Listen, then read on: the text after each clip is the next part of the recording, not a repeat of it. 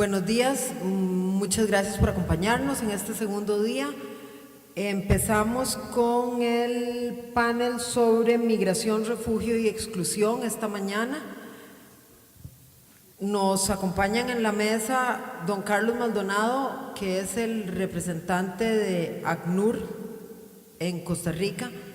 Don Carlos tiene la particularidad de haber sido el representante de ACNUR en Costa Rica 30 años atrás, cuando era dueño de gigantescos campos en la frontera llenos de migrantes, y de regresar ahora a nuestro país en condiciones distintas pero parecidas.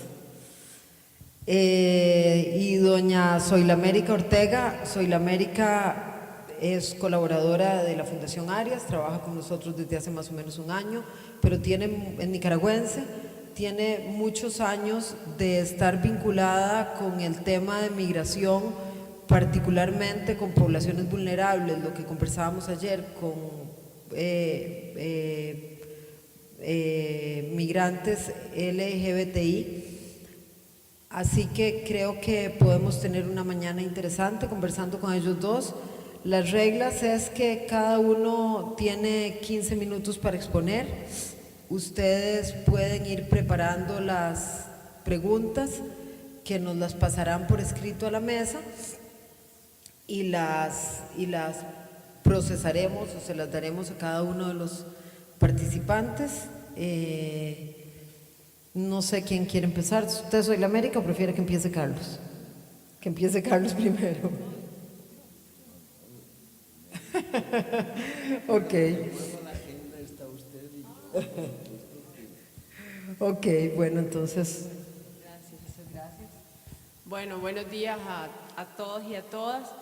Primero, sin pretender que se haga una complicada operación matemática que les permita conocer mi edad, yo tenía como 20 años cuando la firma de los acuerdos de paz, y creo que tenemos siempre que dar testimonio personal de lo que representó para la generación de jóvenes de la Nicaragua de aquel tiempo la finalización de la guerra. Eran tiempos en los que recibíamos cadáveres de muchachos muertos en el servicio militar, en los colegios, y en donde las madres nicaragüenses estaban acostumbradas a todos los lunes recibir una larga lista de personas que habían caído en aquella guerra de aquel tiempo. Yo creo que por ese significado tan profundo cada uno de nosotros está comprometido, no con evaluar los acuerdos de paz únicamente por cifras de éxito, sino porque sí existe un hermoso compendio de lecciones aprendidas que la región continúa procesando. Jean-Paul Lederach, un teórico de las estrategias de construcción de paz, decía que el tiempo que duran los conflictos puede ser el tiempo que requiera la construcción de una nueva cultura de paz, y por eso quizás la impaciencia nos abunda. Eso no implica que no tengamos que hacer reflexiones como las que hoy hacemos. Primero, agradecer a la Fundación Arias, organización para la cual colaboro, por el espacio que ha dado a Comunidad Casa Abierta, un grupo de refugiados que desde hace 4 años venimos aprendiendo lecciones y compartiendo desafíos con ACNUR. También creo que, agradezco a don Carlos Maldonado porque definitivamente que él ya no es solo una persona que ocupa una responsabilidad de una agencia internacional, sino que definitivamente por el tema que hablaba Lina, el tema de los refugiados requiere una profunda visión humana, y también porque el ACNUR, como voy a explicar, se ha convertido en un arquitecto de nuevas ideas, de nuevas maneras, de nuevas alternativas de dirigir este tema en una etapa con tantos desafíos. Y finalmente yo creo que hablar de este tema es agradecer la vocación humanitaria de Costa Rica, donde en distintas épocas hemos necesitado desde los años 80 las personas perseguidas albergar no solo nuestros cuerpos, nuestra seguridad, sino también nuestros sueños. Cuando quiero empezar hablando de lo que para mí es un eslabón fundamental en el tema de refugio y los acuerdos de paz. Para nosotros hemos dicho que hay dos elementos que quizá debemos rescatar que no lograron los acuerdos de paz poder modificar o transformar. El primero tiene que ver con que la prisa y eso seguramente lo habrán hablado, la prisa por el cese del conflicto armado dejó fuera una serie de áreas de transformación, pero la segunda tiene que ver con que las cúpulas políticas que gestaron estos acuerdos de paz, dada la crisis de representación que había en las sociedades centroamericanas, dejaron fuera de la negociación a sectores importantes que seguramente tenían algo que plantear para la Centroamérica que anhelábamos después de la firma de los acuerdos. El hecho de que el proceso de negociación excluyera a sectores sociales relevantes, porque no todos los mecanismos de participación, además, saliendo de un conflicto armado no podemos esperar que una vasta representación democrática garantice acuerdos a profundidad. Esta falta de representación quizá fue lo que empezó a generar los vacíos de los acuerdos de lo que hoy podemos llamar las nuevas violencias en Centroamérica. La nueva ola de refugiados que hoy tiene Costa Rica, y quiero referirme en particular a Costa Rica porque cuando se habla de los países receptores, no siempre se le da el mérito que este país tiene ante la complejidad de un país con sus propios problemas estructurales recibir un tipo de refugiado de formas de violencia sumamente complejas. Primero, decir que el tema de refugio hoy tiene una particularidad y tiene que ver con que los estados expulsores no reconocen en toda su dimensión la violencia que generan. Entonces yo creo que un primer elemento para hablar de nueva violencia tiene que ver con un tipo de violencias que no están todas reconocidas y que el campo de la diplomacia y la política internacional no siempre responsabiliza a los países que están expulsando refugiados y no se crean las alternativas diplomáticas para frenar las violaciones de derechos humanos que están expulsando poblaciones. Usualmente, cuando hablamos de refugiados, estamos enfocados en la atención de emergencia y es importante la atención de emergencia, es importante la integración de los que somos expulsados de nuestros países, pero tampoco puede dejarse a un lado que se continúe responsabilizando a los gobiernos de detener las nuevas formas de violencia que expulsan ciudadanos. Con esta realidad, hablar de refugiados quizá nos plantea algunas hipótesis conceptuales interesantes. Primero, ya la violencia armada o la violencia entre actores claramente definidos pasa a ser un escenario diferente, porque quizá las nuevas violencias tienen el ente persecutor, que es un elemento clave para la protección internacional, sumamente diverso, diluido, algunas veces sin rostro, porque son actores hegemonizantes, porque sí tienen poder, el poder incluso de dejar a nuestros estados frágiles ante la necesidad de crear alternativas de seguridad.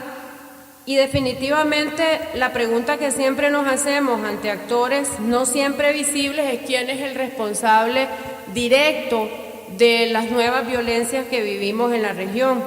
Porque al no tener un solo perpetrador, también tenemos una violencia sumamente simbólica, porque son expresiones culturales, por ejemplo, de homofobia, que empiezan a convertirse en homofobia de Estado, para hablar de uno de los temas, o la impunidad ante los femicidios y la violencia de género, que también produce solicitantes de refugio, o todas las nuevas formas de violencia ante la cual es muy difícil identificar tanto a quién lo ejecuta como o a quiénes, porque son cadenas de responsables desde el que al final el que oprime el gatillo no necesariamente, o el que amenaza la vida, no es el único responsable de una cadena de hechos que se vienen generando.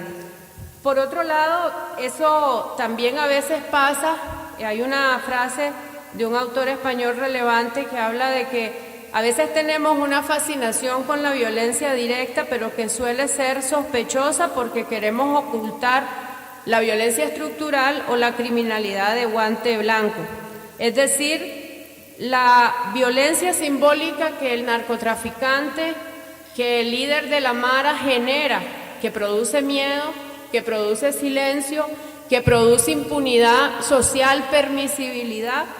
Ese tipo de violencia, el temor infundado del que nos hablan las convenciones, precisamente ese tipo de violencia que no es física está generando olas de refugiados que dificulta mucho establecer su perfil y, por supuesto, poder probar los elementos de persecución. También mencionar que el refugiado de hoy es producto de una transferencia histórica de lo que psicoantropólogos franceses y canadienses han hablado de las transferencias transhistóricas y transgeneracionales que estamos recibiendo. Eso tiene que ver que recibimos refugiados que pueden haber vivido, por un lado, violencia sexual en su casa, luego, insertos en un contexto social, pueden vivir violencia o acoso callejero por su condición opción sexual, y luego además viven persecución política porque se les castiga su libre asociación. Esa cadena de formas de violencia efectivamente produce y es producto de una cultura transferida de abuso de poder que obviamente no resolvieron ni pretendían quizás resolver los acuerdos de paz, y que desde ese punto de vista amplía la cobertura, los tipos de solicitudes que se están recibiendo ahora en Costa Rica.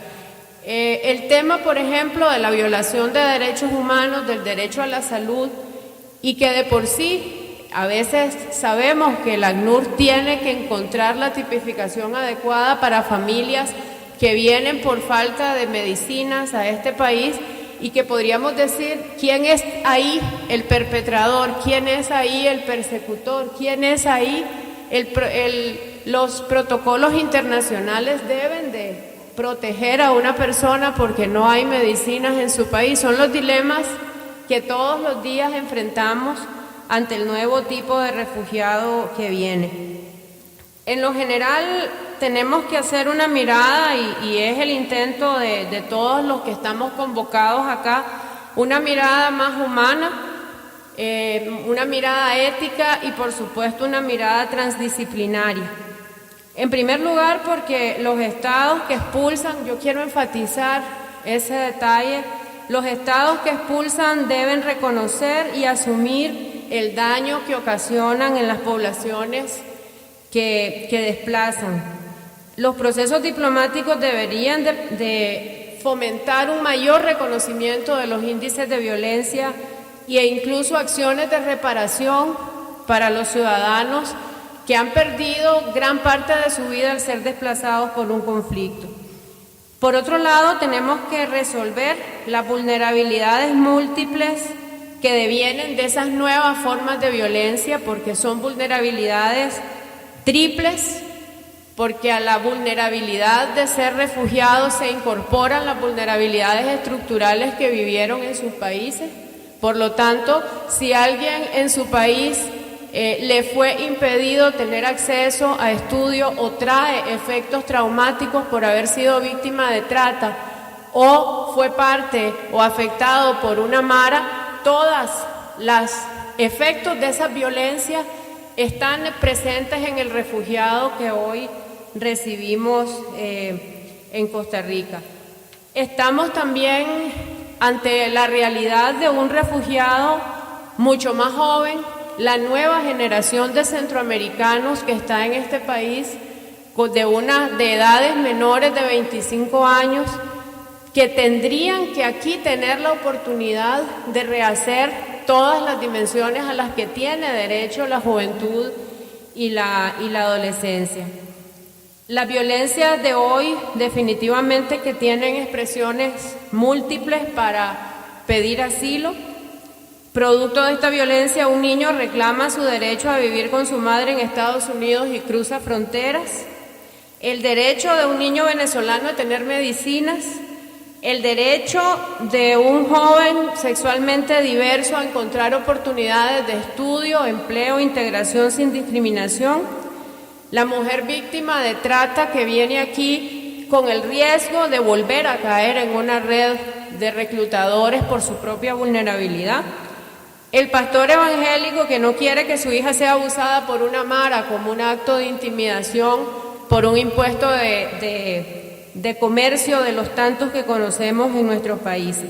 Las nuevas violencias son las niñas embarazadas por el abuso sexual y que la ley no siempre tipifica, la trata de personas, mujeres privadas de libertad que cometen delitos a los 20 años y tienen delitos de 45, penas de 45 años. ¿Cómo una joven de 20 años puede alcanzar la responsabilidad para cometer un delito que le valga 45 años? Estas son las violencias que todos nuestros países tienen, pero que además Costa Rica recibe los rostros de refugiados con múltiples tipos de violencia y con múltiples vulnerabilidades. Para concluir, es necesario poder multiplicar las formas de accesibilidad que los refugiados, las solicitantes de refugio o las personas perseguidas que vienen sin siquiera saber que pueden pedir refugio tengan para acceder a derechos. La marginalidad está creando que muchas personas perseguidas que huyen y que no saben que pueden recurrir al estatuto se conviertan en ciudadanos de segunda, marginales. El miedo por no estar regularizados los convierte en clandestinos y por lo tanto inalcanzables para nuestras políticas.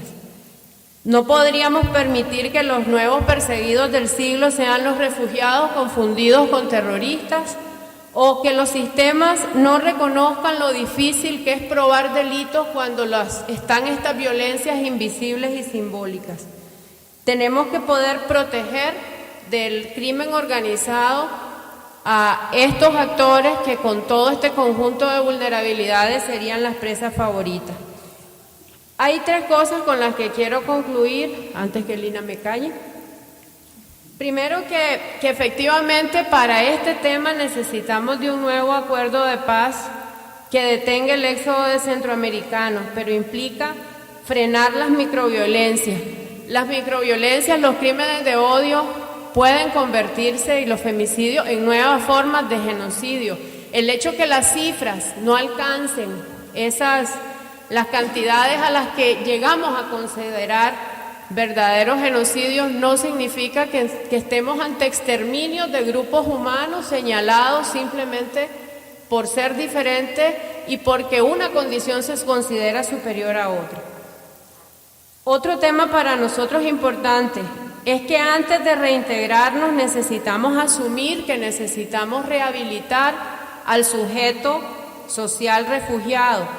No nos podemos reintegrar con toda la voluntad del país de que Costa Rica nos dé en condiciones de vulnerabilidad, porque vamos a reproducir las desventajas sociales, vamos a entrar con las mismas desventajas sociales que salimos de nuestros países y entonces nos vamos a reintegrar en condiciones de total injusticia.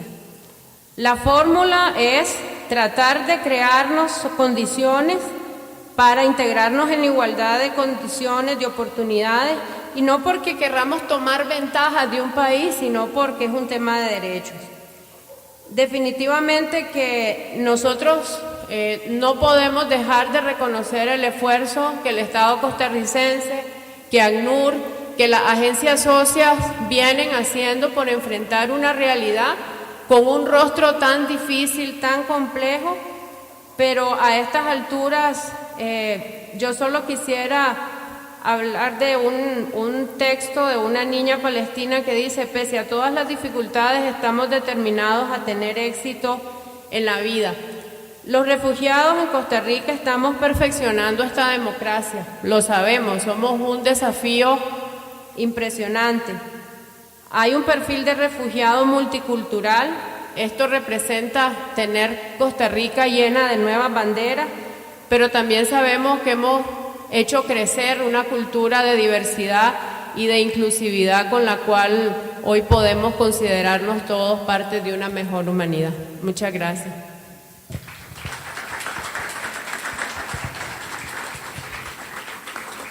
Muchas gracias, Soy la América. Don Carlos. Muchas gracias. Muy buenos días a todas y todos. Gracias por estar aquí. Permítame que dé las gracias también a la Fundación Arias para la Paz y el Progreso, a doña Lina Barrantes y al doctor Oscar Arias por la invitación y por la organización de este evento junto con la Escuela de Ciencias Políticas de la Universidad de Costa Rica. Y las gracias también a Soy la América, que me ha hecho un reto con todos los temas que ha planteado en su corta pero larga alocución. Yo veo que son como las 10 menos cuarto y tengo 15 minutos y a las 10 en punto pararé, me haya quedado donde me haya quedado porque no soy muy disciplinado. Tengo aquí una serie de notas y quería empezar diciendo que me parece que es muy oportuno no solo la conmemoración de los 30 años de los acuerdos de paz de Esquipulas II, sino que es muy, muy oportuno por la situación que efectivamente vivimos en el mundo y en particular en América Central o en Centroamérica. Quizás sería interesante, pero eso se lo voy a dejar a las personas que nos acompañan para que hagan sus comentarios y sus preguntas, quizás sin tanto orden como doña Lina pretendía. A mí me gustan las interrupciones. A mí también. Algunos pequeños comentarios, ¿no?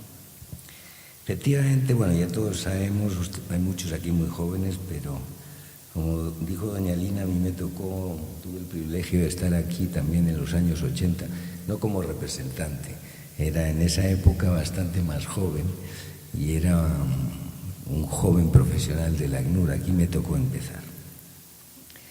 Y además en esa época era una oficina regional que cubría toda la región de América Central.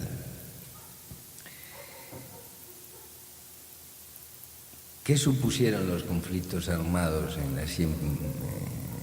la región en cifras muy básicas? Bueno, ya se habrán mencionado, me imagino, en el día de ayer, más de 160.000 muertos. Se calcula que más de 2 millones de desplazados, otros dicen 3 millones, entre ellos 150.000 refugiados reconocidos. 900.000, en esa época se utilizaba el término de desplazados internos, indocumentados, y otros 900.000 que hoy llamaríamos desplazados internos, porque digo que llamaríamos porque en esa época todavía no se había acuñado el término formalmente. Todos los países de la región fueron afectados, desde Panamá incluso hasta Canadá, un poco como pasa también hoy en día, si nos fijamos en los movimientos poblacionales que se están viendo. Saben ustedes que ya en 1983 el grupo de Contadora, México, Colombia, Panamá y Venezuela empezaron los presidentes a hablar de la necesidad de promover la paz en Centroamérica, a lo que se sumó en 1985 el grupo de Lima, Argentina, Brasil, Perú y Uruguay. En el 86 se firma el Acta de Contadora para la Paz y la Cooperación y muy poco después el doctor Oscar Arias, que en esa época era presidente de Costa Rica, tuvo la visión de hacer una propuesta de paz que se llamó el Plan de Paz Arias, por lo que pocos años más tarde Más tarde el doctor Óscar Arias recibió el Premio Nobel de la Paz. El 7 de agosto del 87 se firman el acuerdo de Esquipulas II, y antes, en el 84, en un coloquio que se llevó a cabo en Cartagena de Indias, expertos internacionales y nacionales, de gobierno, de la sociedad civil, de la academia, aprobaron lo que se llamó y se conoce hoy en el ámbito del derecho internacional de los refugiados como la Declaración de Cartagena sobre refugiados, que entre otras cosas recoge la definición amplia de refugiados precisamente para dar una respuesta más eficaz desde la protección y las soluciones a la situación que se vivía en Centroamérica en esos años. Yo creo que es así, como resultado directo del acuerdo de Esquipulas II, y en particular de su capítulo 8, yo creo que eso es importante mencionarlo, es de los pocos acuerdos de paz que habla directamente de las víctimas del conflicto, de los desplazados y de los refugiados, y que les da un rol prominente y una responsabilidad fundamental a los gobiernos y a los estados. A raíz de Esquipulas II y en concreto, como digo, de su capítulo 8, surge algo que se llamó CIREFCA, que es la Conferencia Internacional para Refugiados de Centroamérica, que abarca un periodo del 87 al 94, porque ya desde el 87, desde la firma de Esquipulas, se empieza a analizar cómo hacer realidad eso que nos pide Esquipulas II, que es encontrar soluciones de acuerdo a los derechos fundamentales para todas las poblaciones que fueron directamente afectadas por el conflicto. En mayo del 89, en la ciudad de Guatemala, se reúnen 58 países que adoptaron la declaración y el plan de acción concertado en favor de los refugiados, retornados y desplazados de Centroamérica. Y a raíz de CIREFCA y de este plan, se llegaron a movilizar por parte de la comunidad internacional y en favor de las soluciones para las personas afectadas 423 millones de dólares, que en cifras actuales es una cantidad muy importante. Además, los estados se comprometen a una serie de principios y criterios que se recogen en un documento jurídico también emanado de CIREFCA. Para echar un vistazo al pasado y ver de qué nos sirve el pasado para el presente y para el futuro, yo quisiera subrayar algunos puntos de CIREFCA. Digo de CIREFCA porque ahora que hablamos de la Declaración de Nueva York, que fue firmada, como saben, por la Asamblea General, por todos los países en la Asamblea General del año pasado, y que será la precursora de lo que se llamarán los pactos mundiales sobre refugiados e inmigrantes, y cuando se están haciendo análisis de cuáles tendrían que ser los contenidos de estos pactos, CIREFCA y la región de Centroamérica vuelve a la palestra central. Es uno de los hitos en materia humanitaria que se analizan todavía hoy en día por los expertos. Y las lecciones de CIREFCA pueden ser, por ejemplo, que la población afectada, y especialmente las mujeres y los adolescentes, tienen que estar en el centro del diseño de las políticas de protección y de soluciones. No vale que las políticas se hagan en despachos por muy expertos que queramos ser. Hay que contar con la visión real, práctica de las personas que han sufrido el desplazamiento. Y muy en particular las mujeres y los niños y los adolescentes, porque son los que van a construir al final la paz.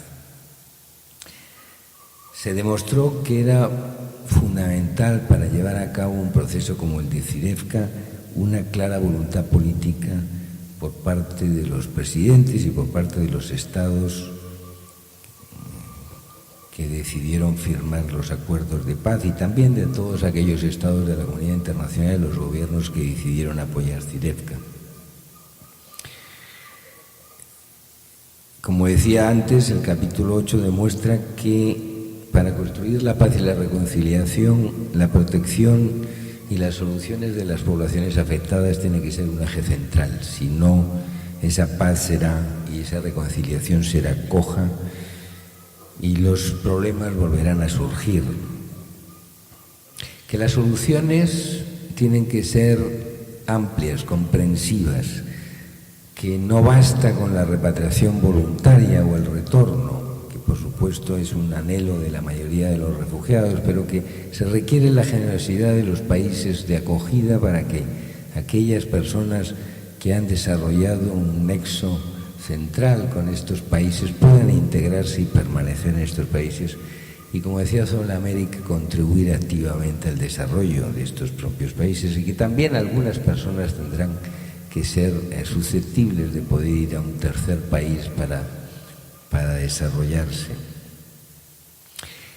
Que estas soluciones tienen que estar basadas en estudios integrales de cómo el desplazamiento impactó en las comunidades de acogida y en las poblaciones y las comunidades que sufrieron el desplazamiento.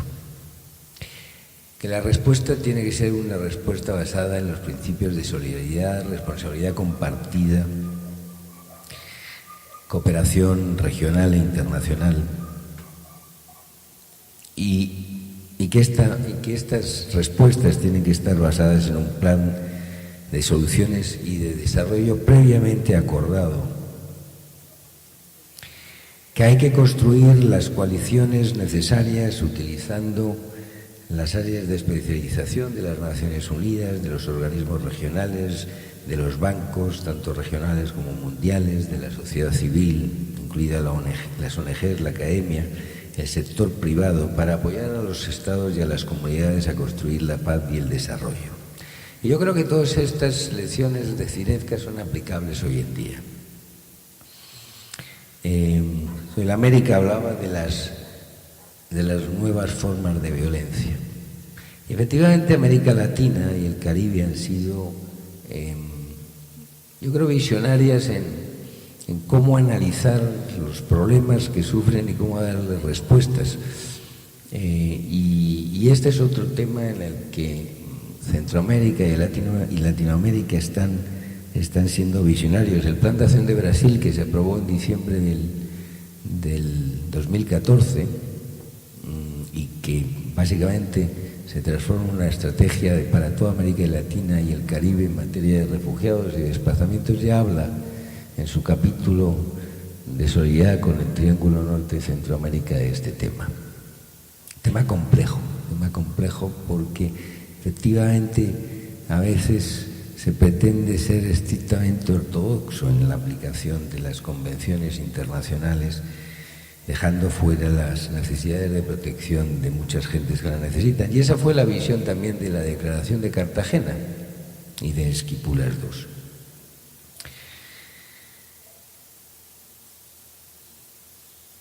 ¿Qué tenemos en estos momentos en América Central? A mí me cuesta definirlo. Yo no sé si...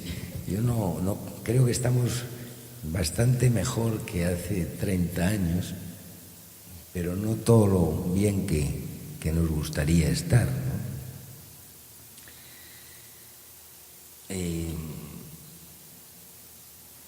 Hay temas como la injusticia, la falta de ascensor social o de oportunidades en muchas de nuestras sociedades, las desigualdades que se aumentan, la corrupción, la impunidad. Estos son elementos que todos sabemos que carcomen a las democracias, que impulsan a la insatisfacción, al conflicto social. y que puede derivar en cuestiones peores.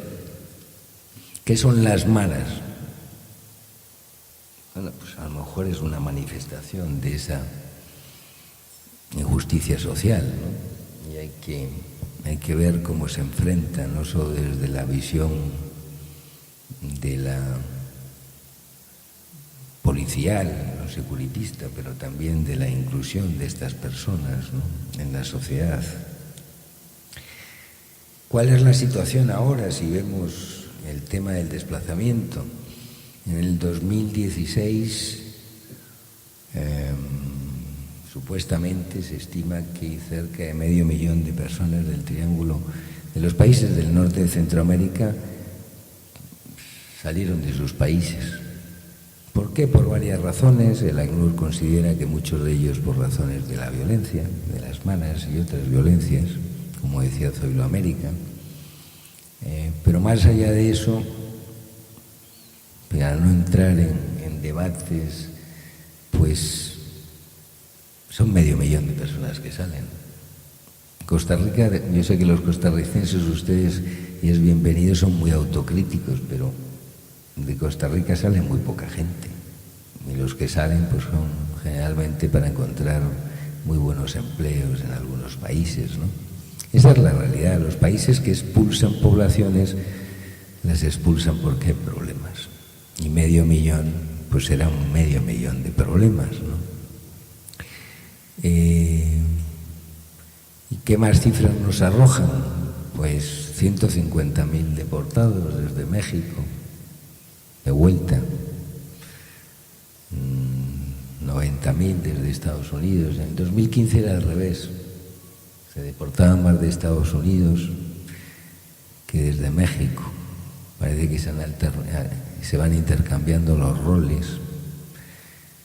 500.000 transita por México y 8.500 solicitan la condición de refugiado. Parecen muy pocos, ¿no? Se reconoce a la mitad de ellos. En Costa Rica se están recibiendo, desde el 2015 se dobla el número de refugiados. En estos momentos ya tenemos más de 10.000 personas entre refugiados y solicitantes. También hay refugiados que vienen del norte al sur, y no porque se hayan equivocado de camino, sino porque consideran que pueden encontrar una mejor protección y una mejor solución en un país como Costa Rica. Antes del 2014 la mayoría de los refugiados eran colombianos. Siguen llegando colombianos a Costa Rica. De hecho, en cifras que siguen el leve aumento, no han bajado. Pero desde el 2015 la mayoría son de los 3 países del Triángulo Norte, sobre todo salvadoreños, y a partir del 2016 Venezuela se transforma en el primer país de origen de refugiados. En estas fechas son el 50% de las solicitudes en Costa Rica, el 30% más o menos vienen de El Salvador, Honduras y Guatemala. Muchas personas huyendo del feminicidio y de las violaciones que sufren los grupos LGTBI, en particular las poblaciones trans, un tema extremadamente serio. No parece que la situación en el Triángulo Norte o los países del norte de Centroamérica vayan a mejorar. Tampoco parece, de momento, desgraciadamente, que vayamos a ver una reducción de los flujos de Venezuela. La buena noticia, y con esto termino, es que en Costa Rica, así como efectivamente en los años 80 desgraciadamente había campamentos, es que ya no existen campamentos de refugiados en toda América Latina, y yo espero que nunca los vuelvan a ver. Y también la buena noticia es que aquí en Costa Rica, de lo que ustedes han oído fundamentalmente hablar en el 2015 y el 2016, fueron lo que nosotros llamamos flujos mixtos en tránsito. Los cubanos y los haitianos y los africanos y asiáticos que pasaron por Costa Rica en busca de una mejor vida, seguramente de una manera muy legítima, pero que decidieron no quedarse en Costa Rica. Y poco se ha oído de los refugiados. Y las cifras, pues, Pues la realidad es que si siguen así, pues llegarán a superar dentro de poco, dentro de un par de años, las cifras que se recogieron en los años 80. ¿Y por qué digo que es la buena noticia? Porque Costa Rica lo está haciendo muy bien. Protege de manera temprana, no detiene, y digo no detiene porque es una práctica desgraciadamente que está creciendo a nivel mundial, a los refugiados, a los niños, como ocurre en otros países de más arriba. Les documenta inmediatamente y les da permiso de trabajo. Y como les da permiso de trabajo y les apoya para que puedan trabajar mediante programas de formación, pues la gente se integra. Y entonces, cuando la gente se integra, no nos reconocemos. Es decir, en un campamento o en un centro vemos un problema, efectivamente, porque lo es, pero si una gente está integrada, pues no pasa nada. Y vienen ahí, como decía también Sudamérica, a aportar muchas cosas, ¿no? Es decir, las empresas privadas con las que estamos trabajando muy cercanamente a través del programa Vivir la Integración nos vienen a decir que primero los perfiles que están llegando no compiten deslealmente con la mano de obra costarricense y además nos dicen que el refugiado, quizás por su motivación, es una ganancia para la empresa en motivación, en espíritu de trabajo, de camaradería, etcétera, etcétera. Bueno, pues Costa Rica es un buen ejemplo. Yo digo que, y ahora sí ya termino, que con algo que espero que se apruebe muy pronto, que le llamamos MINARE, que es un marco de integración, un marco integral de respuesta a la situación de refugiados en Costa Rica, 2018-2020, que viene a raíz de lo de la Declaración de Nueva York, que cuando implementemos este plan, que como digo espero que sea pronto aprobado, y de hecho el alto comisionado viene a reunirse con el presidente por segunda vez después de que tomó posesión en el 2016, y esto nos dice la importancia que el alto comisionado a Costa Rica como país de asilo y de protección, pues viene a que el presidente y la vicepresidenta y los ministros le entreguen una copia de un borrador de este plan, el 31, en Limón.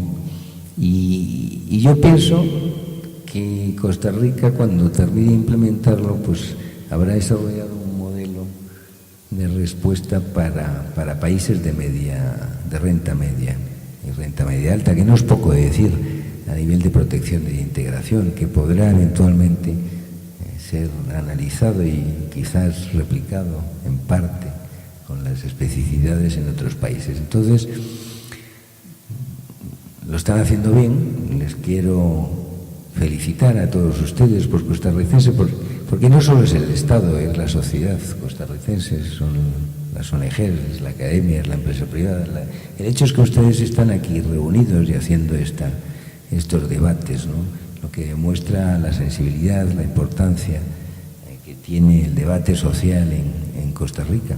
Y ahora sí ya les paso la palabra a doña Lina para que de una manera ordenada coordine los comentarios y las preguntas si las hay. Muchas gracias.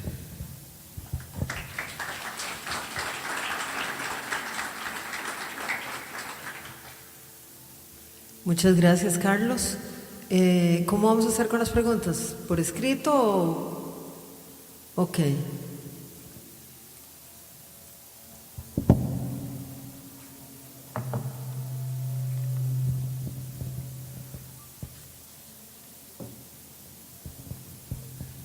Bueno, hay una para Soy la América que dice: ¿cuál sería la condición de vulnerabilidad de periodistas presos por el SEBIN que la solicitud de su condición de refugio fue refugiada por la Dirección General de Migración y Extranjería?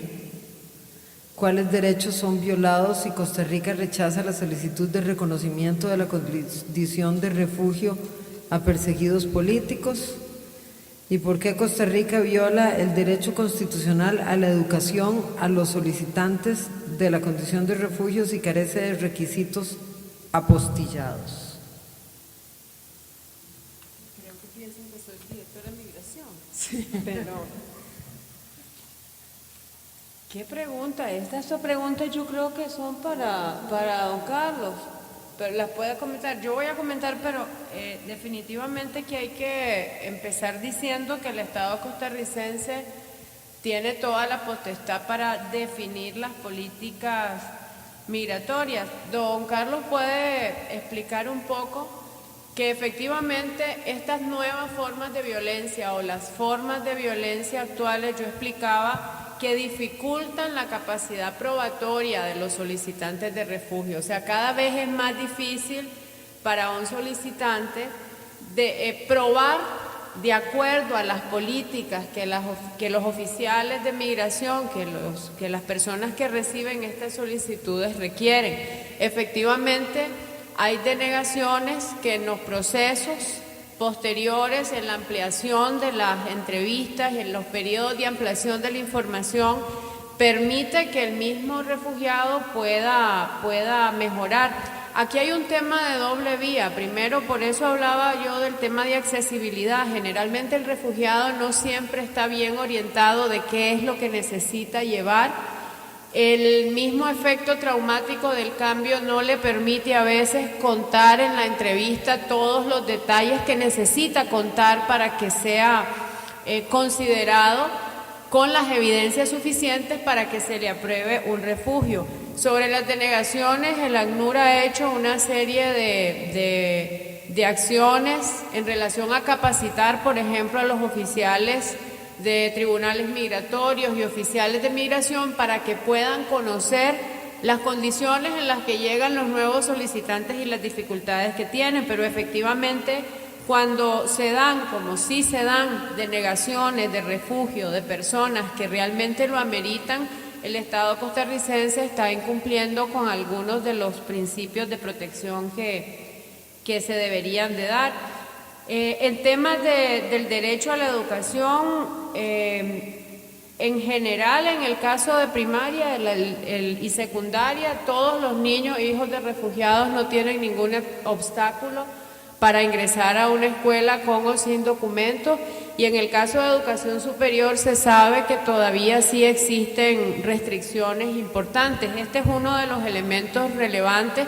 Los refugiados venezolanos, por ejemplo, están llegando con más certificación académica que ameritaría procesos de apostillamiento y de homologación diferenciados y mucho más ágiles. Ese es un tema pendiente, ese es uno de los temas a los que yo me refería con integrarse en condiciones de igualdad y no en condiciones de vulnerabilidad, pero es parte de un proceso de perfeccionamiento. Los refugiados que llegábamos hace unos años, lo que requeríamos era el proceso de apostillamiento del título de secundaria, y eso se logró a través de una resolución del MEP, que ya ahora en 5 días tenés tu título apostillado. Pero en el caso de educación superior sí es un problema sumamente grave que deja a muchos profesionales en una condición de falta de acceso a un empleo digno. Bueno, pues muchas gracias. Esta es una pregunta de la misma persona, de doña Ariadna Coto Zúñiga, del periódico El Venezolano. Y aquí habla del cobro también del reconocimiento de títulos universitarios, de los apostillados, nos pregunta cuáles son los programas de la ACNUR para que los refugiados no tengan que dormir en el piso sin seguro social ni trabajo, de qué tipo de ayuda brinda la ACNUR para alquiler, compra de cocina y refrigeradora, y que por qué tarda la Dirección General de Migración y Extranjería 1 año en resolver el reconocimiento de la condición de refugiado. No sé si podría levantar doña Ariadna para que la podamos ver. Muchas gracias.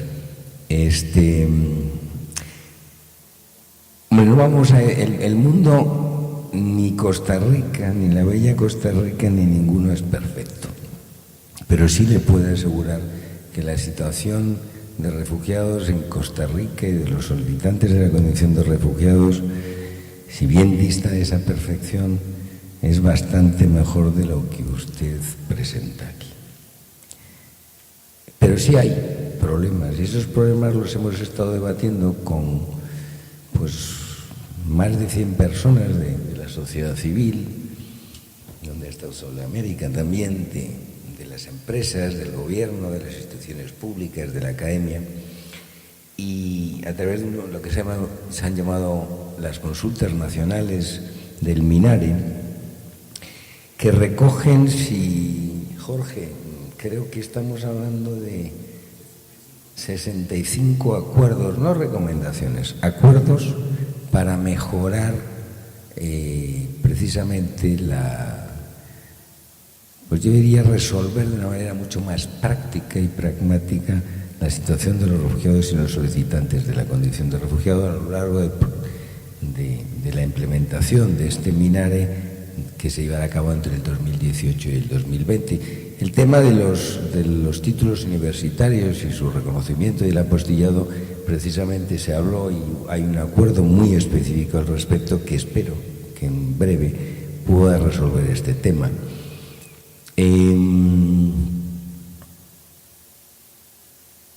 Espero que no estén refugiados durmiendo en el piso, pero algunas personas lo estarán pasando mal. Tenemos tanto el gobierno de Costa Rica, a través de un convenio con el IMAS, ha hecho algo que yo me atrevo a decir no ha hecho ningún país de toda América Latina, todavía de muchos países del mundo, que es darle acceso a los refugiados y a los solicitantes de la condición de refugiado desde el día 1 a los programas nacionales en materia de desarrollo, de combate a la pobreza, todos los programas del IMAS. Eso no existe, desgraciadamente digo, a nivel mundial en muchos países. Lo tenemos que hacer efectivo y lo vamos a hacer efectivo porque hay un compromiso claro por parte del gobierno y del Estado. Y yo espero que a partir de eso no haya ningún refugiado que duerma en el piso. Tenemos un programa, como usted sabe, con 6 agencias socias del ACNUR, entre ellas ACAI, a las que usted menciona, en las que en principio ningún refugiado debería dormir en el piso. Pero también hemos acordado que tiene que ampliarse la red de solidaridad con los refugiados, porque no todo lo puede hacer el Estado y las instituciones públicas, ni tampoco las instituciones internacionales o los organismos internacionales, y porque en Costa Rica hay real solidaridad con los refugiados. Entonces queremos potenciar eso y que efectivamente, si existen, que espero que no, dentro de muy poco no haya ningún solicitante. Yo creo que refugiados no los habrá, refugiados reconocidos, pero solicitantes, que no haya ningún solicitante que tenga que dormir en el piso, porque en Costa Rica eso no debe de ocurrir. Sí se dan apoyos puntuales, pero no damos asistencialismo. Y espero que no se siga dando asistencialismo porque no es la fórmula.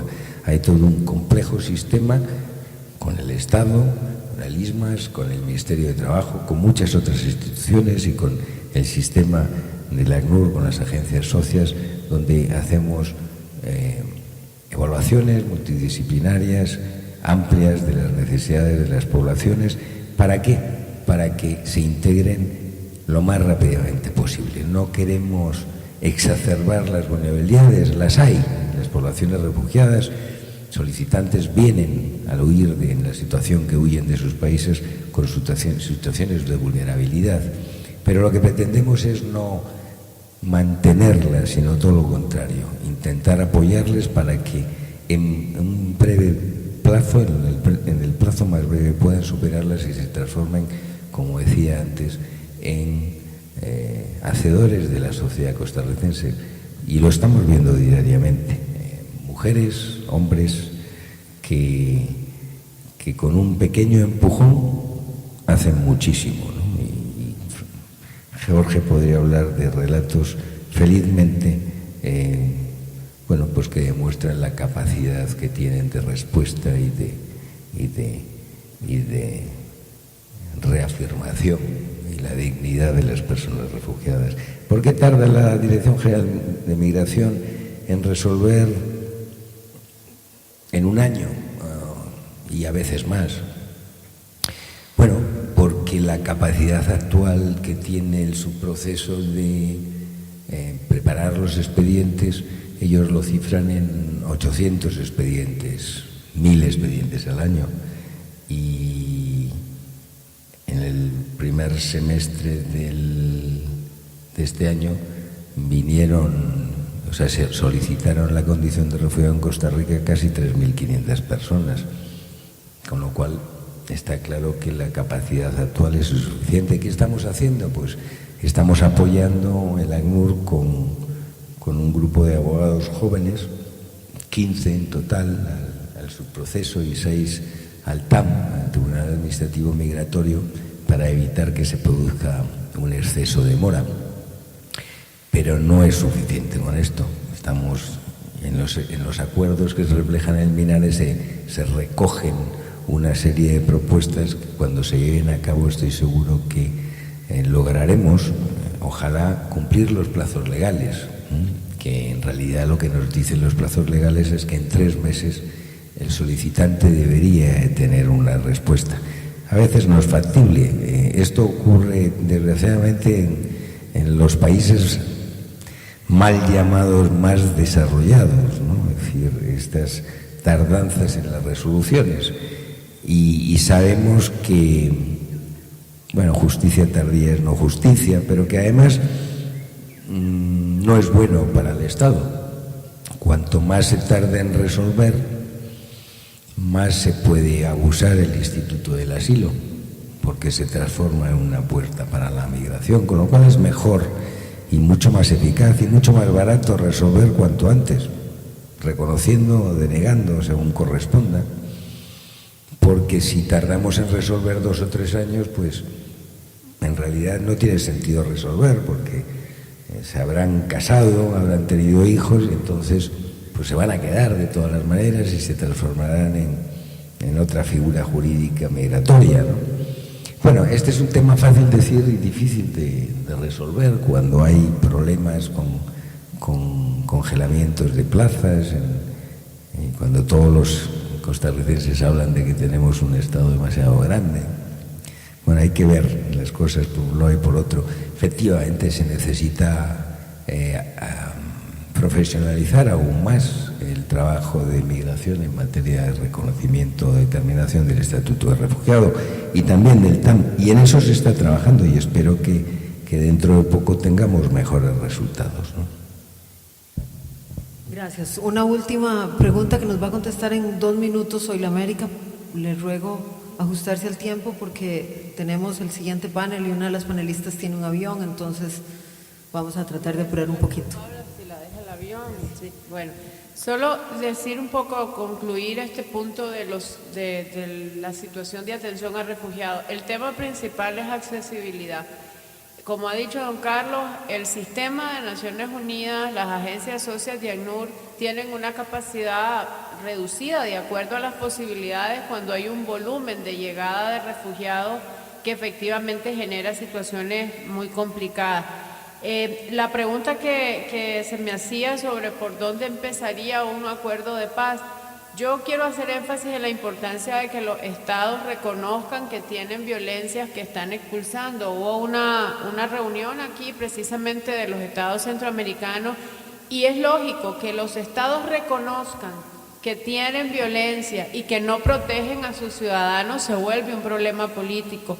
Y ese tema de que los estados lo admitan para que empiecen a considerar fortalecer su capacidad de protección sería un elemento fundamental para empezar con eso.